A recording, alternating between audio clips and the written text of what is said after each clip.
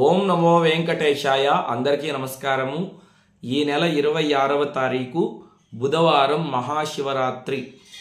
శివరాత్రి రోజు మన ఇంట్లో శివారాధన ఎలా చేయాలి? శివరాత్రి రోజు పరమేశ్వరుని పూజించేటువంటి వాళ్ళు ముందుగానే కొన్ని విషయాలను తెలుసుకోవాలి, కొన్ని వస్తువులను సిద్ధం చేసుకోవాలి. శివరాత్రి రోజు మన ఇంట్లో శివారాధన ఎలా చేస్తే ఆ పార్వతీ పరమేశ్వరుల యొక్క పరిపూర్ణమైన అనుగ్రహం మనకు మన కుటుంబ సభ్యులకు కలుగుతుందో ఈ వీడియోలో మనం తెలుసుకుందాం. మనం వారం రోజులు విడిచిపెట్టకుండా శివ పూజ చేస్తే ఎంత ఫలితమైతే వస్తుందో ఒక్క సోమవారం నాడు శివ పూజ చేస్తే అంత ఫలితం వస్తుంది. మనం నెల రోజులు విడిచిపెట్టకుండా శివ పూజ చేస్తే ఎంత ఫలితమైతే వస్తుందో ఒక్క మాస శివరాత్రి రోజు, అంటే ప్రతి నెలలోనూ మాస శివరాత్రి వస్తుంది కదా, ఆ రోజు మనం శివ పూజ చేస్తే నెల రోజులు శివ పూజ చేసినటువంటి ఫలితం వస్తుంది. సంవత్సరం అంతా మనం విడిచిపెట్టకుండా శివ పూజ చేస్తే ఎంత ఫలితం అయితే వస్తుందో ఒక్క మహాశివరాత్రి రోజు శివ పూజ చేస్తే అంత ఫలితం వస్తుందని శివపురాణంలో మనకు పెద్దలు చెప్పి ఉన్నారు. శివరాత్రి రోజు శివారాధన చేయడానికి మొట్టమొదటిగా మనం సిద్ధం చేసుకోవాల్సిన వస్తువు లేదంటే శివలింగం. మీ ఇంట్లో శివలింగం ఉంటే ఆ శివలింగానికే మీరు పూజ చేసుకోవచ్చు. లేకపోతే ఇంకా 8 రోజుల సమయం ఉంది కాబట్టి ఒక చిన్న శివలింగాన్ని తెచ్చుకోండి. పెద్ద పెద్ద శివలింగాలు తెచ్చుకోకండి. చిన్న శివలింగం, బొటనవేలు కంటే కాస్త చిన్నగా ఉన్నటువంటి శివలింగాన్ని తెచ్చుకున్నట్లయితే మీరు హాయిగా పూజ చేసుకోవచ్చు. కానీ బాణలింగము, పాదరసలింగము ఇటువంటి లింగాలు తెచ్చి ఇంట్లో పెట్టుకున్నట్లయితే ఎక్కువ నియమనిష్టలు పాటించాలి. ఎప్పుడూ కూడా అభిషేకం చేస్తూ ఉండాలి, నైవేద్యం సమర్పిస్తూ ఉండాలి. చిన్న శివలింగాన్ని మీరు ఇంట్లో తెచ్చి పెట్టుకున్నట్లయితే పరమేశ్వరుడి పరిపూర్ణమైన అనుగ్రహాన్ని పొందవచ్చు. ఎందుకంటే పార్వతీ పరమేశ్వరుల చిత్రపటానికి, అంటే ఫోటోకి 1000 పూజలు చేస్తే ఎంత ఫలితం అయితే వస్తుందో శివలింగానికి ఒక్క పూజ చేస్తే సహస్ర ఫలితము, 1000 రెట్ల ఫలితం ఎక్కువ ఉంటుందని లింగ పురాణంలో మనకు స్పష్టంగా చెప్పి ఉన్నారు.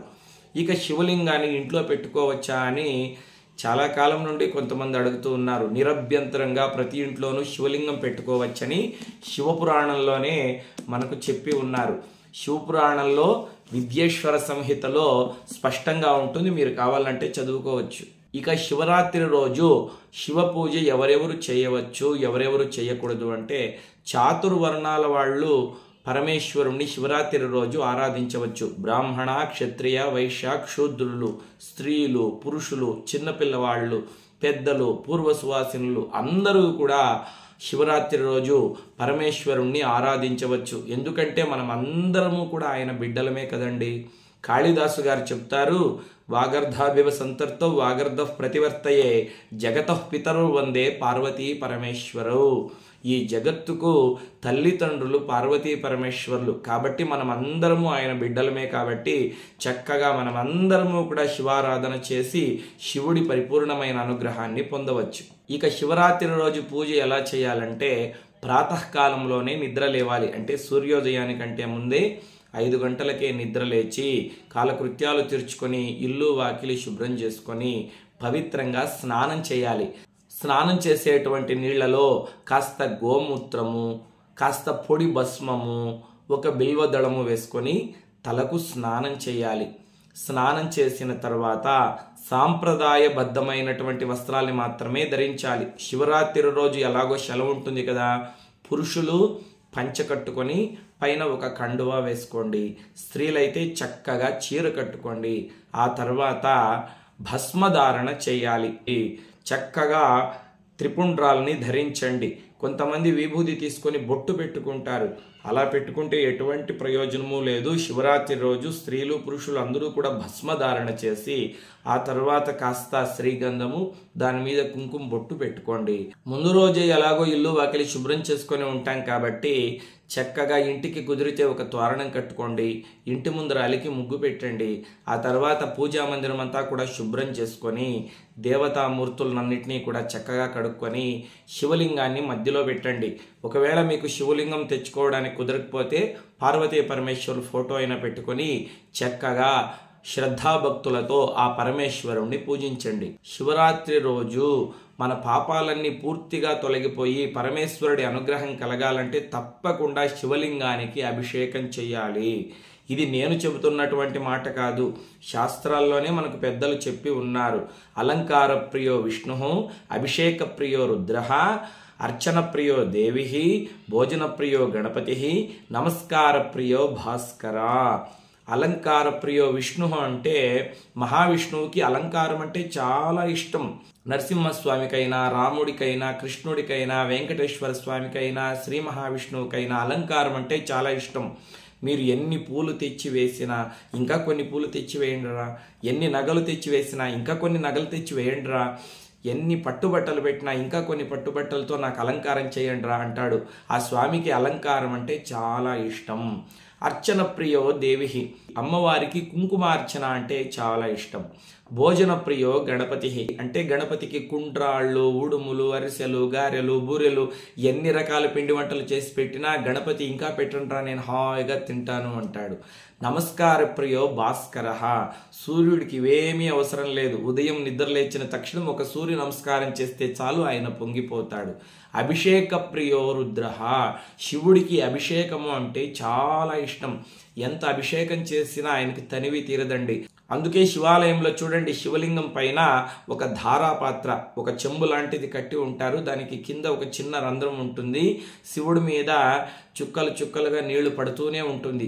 ఆయనకు సర్వకాల సర్వవస్థలందు అభిషేకం అంటే చాలా ఇష్టం. అందుకే పరమేశ్వరుడు గంగాదేవినే తన తల మీద ధరించాడు.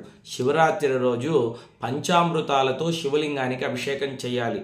పంచామృతాలు అంటే తెలుసు కదా, పాలు, పెరుగు, నెయ్యి, తేనె, చక్కెర, ఈ 5 వస్తువులతో శివలింగానికి అభిషేకం చేసి ఆ పంచామృతాన్ని మనం తీర్థంగా సేవించినట్లయితే అకాల మృత్యు దోషాలు తొలగిపోతాయి, సంపూర్ణ ఆరోగ్యం కలుగుతుంది, శివానుగ్రహం కలుగుతుంది.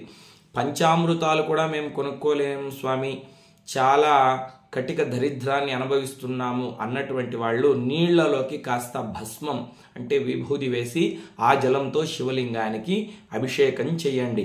మహాశివరాత్రి రోజు శివుడికి 5 వస్తువుల్ని తప్పకుండా మనం సమర్పించాలి. 1వది గంగాజలం. మీ ఇంట్లో గంగాజలం ఉంటే ఆ గంగాజలంతో శివలింగానికి అభిషేకం చేయండి, లేకపోతే మామూలు నీళ్లనే గంగాజలంగా భావించి అభిషేకం చేయండి. ఇక 2వ వస్తువు భస్మం. విభూతి అంటే స్వామికి చాలా ఇష్టం కాబట్టి శివలింగానికి విభూతిని సమర్పించండి.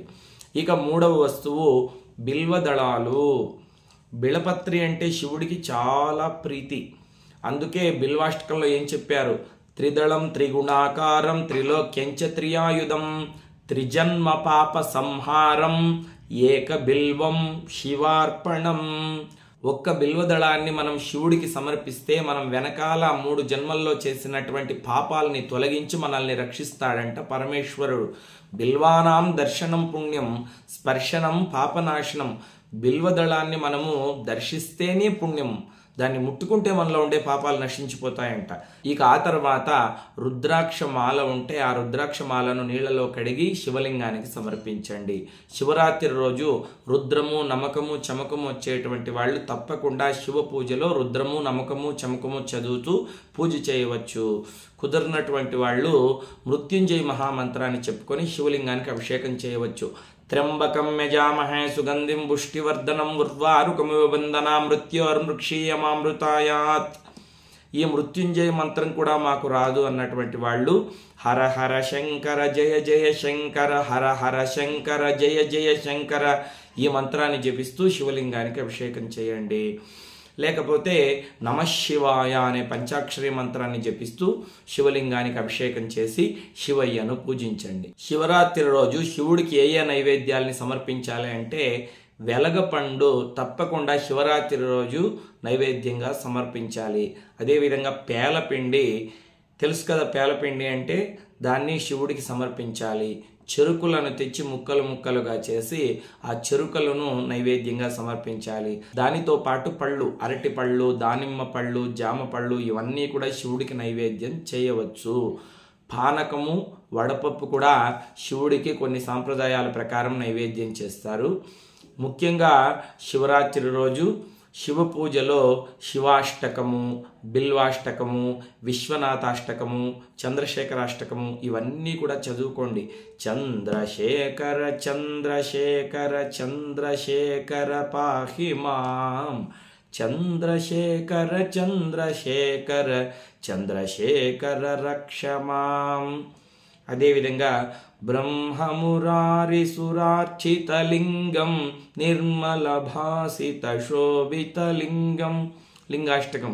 అదేవిధంగా గంగాతరంగ రమణీయ జటాకలాపం గౌరీ నిరంతర విభూషిత వామభాగం నారాయణ మదంగ మనాపహారం వారాణసీపురపతిం భజ విశ్వనాథం. విశ్వనాథాష్టకము ఇవన్నీ కూడా చదువుకోవచ్చు. ఇవేవి రానటువంటి వాళ్ళు శివుడికి సంబంధించినటువంటి పాటలు పాడుకోండి. శివ శివ శంకర కావచ్చు, నమో భూతనాథ కావచ్చు, ఈ పాటలన్నీ కూడా పాడుకొని పరమేశ్వరుడికి నమస్కారం చేయండి. ముఖ్యంగా శివరాత్రి రోజు తప్పకుండా ఉపవాసము జాగరణ చేయాలని మనకు పెద్దలు చెప్పి ఉన్నారు. అనారోగ్య సమస్యలు ఉన్నటువంటి వాళ్ళు, బీపీలు షుగర్లు ఉన్నటువంటి వాళ్ళు ఉపవాసం చేయకపోయినా పర్వాలేదు. 12 సంవత్సరాలు లోబడినటువంటి పిల్లలు, 60 సంవత్సరాలు పైబడినటువంటి వృద్ధులు ఉపవాసం చేయకపోయినా దోషం లేదు. మిగిలినటువంటి ప్రతి ఒక్కరూ కూడా శివరాత్రి రోజు ఉపవాసం చేయాలి. కావాలంటే సాత్విక ఆహారం తీసుకోవచ్చు, పాలు పళ్ళు తీసుకోవచ్చు. శివరాత్రి రోజు శివాలయానికి వెళ్ళి తప్పకుండా 3 ప్రదక్షిణలు లేదా 5 ప్రదక్షిణలు లేకపోతే 11 ప్రదక్షిణలు చేసి శివ దర్శనం చేసుకొని రండి. ఎందుకంటే ఆ రోజు పరమేశ్వరుడు శక్తి విపరీతంగా యాక్టివేట్ అవుతుంది కాబట్టి శివాలయానికి వెళ్ళి మీ గోత్రనామాలతో పూజ చేయించుకొని రండి. ముఖ్యంగా శివరాత్రి రోజు జాగరణ తప్పకుండా చేయాలి. ఎలా జాగరణ చేయాలంటే శివ కీర్తనలు పాడుకుంటూ, శివ భజన చేసుకుంటూ, హరికథలు శివకథలు వింటూ, లేకపోతే శివపురాణం ఉంటే ఆ శివపురాణాన్ని చక్కగా చదువుకుంటూ జాగరణ చేయాలి. అంతేగాని పేకాట ఆడుకుంటూ, క్రికెట్ ఆడుకుంటూ, వాలీబాల్ ఆడుకుంటూ, షటిల్ కాక్ ఆడుకుంటూ జాగరణ చేస్తే ఎటువంటి ఫలితము కూడా లేదు.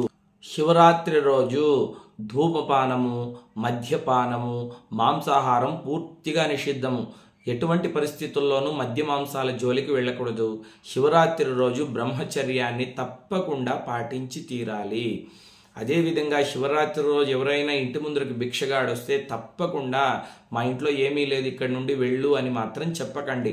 పరమేశ్వరుడు ఆది యోగి కాబట్టి ఆయనే ఏదో ఒక రూపంలో భిక్షాటనకు మీ ఇంటికి రావచ్చు మిమ్మల్ని పరీక్ష చేయడానికి. ఏదో మీ స్థాయిని బట్టి వారికి ఏదో కొంత ఇచ్చి పంపించండి. ఆ రోజు ఇంటి దగ్గరకు వచ్చినటువంటి కోతుల్ని, కుక్కల్ని కొట్టడము, వేరే వాళ్ళని చెడ్డ మాటలు తిట్టడము, వేరే వాళ్ళ మనసుకు బాధ కలిగించడము ఎటువంటి పరిస్థితుల్లోనూ చేయకూడదు. ఆ రోజంతా మనసులో పరమేశ్వరుణ్ణి తలుచుకుంటూ శివనామ సంకీర్తన చేసుకుంటూ భక్తిగా పరమేశ్వరుణ్ణి అర్చించినట్లయితే ఆ స్వామి పరిపూర్ణమైన అనుగ్రహం మనకు మన కుటుంబ సభ్యులకు కలుగుతుంది. సర్వకాల సర్వోస్తులందు ఆ పరమేశ్వరుడు మనల్ని రక్షిస్తూ ఉంటాడు. మీ అందరికీ చక్కగా అర్థమైందనే భావిస్తున్నాను. లోకా సమస్తా సుఖినో భవంతు. స్వస్తి.